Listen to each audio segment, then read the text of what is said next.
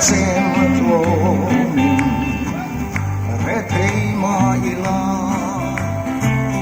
chúng tôi môi làm sao tiêu em mà dùng che thấy ngay lâu và thì gió cao làm thôi mình ngã chùa hôm nay yên hoàng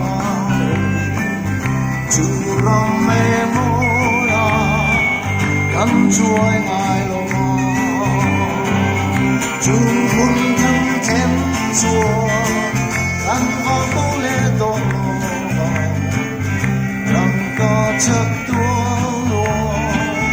họ cần lẽ đi về thấy có sang mi lung ai cứ mi lô có tha phong ai lô và niên cơ vong e ta ông na nghe ta ta na ông si lô thì ta ông na nghe ta na siêu cho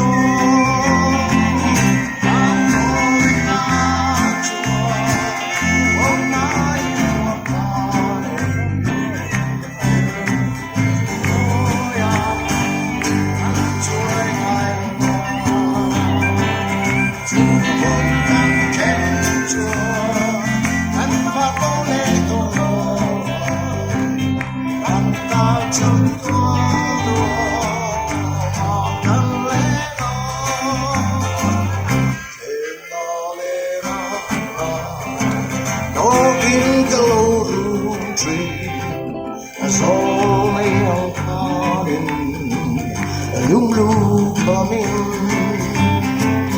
e cao nó e ta ta na siam si lo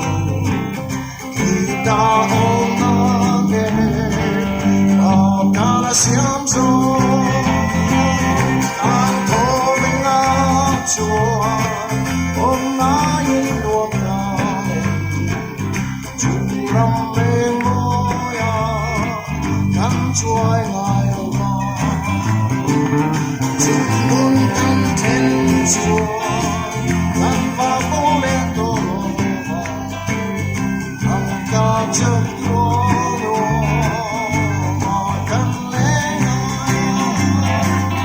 thằng ca chất tua lô mà cần lẽ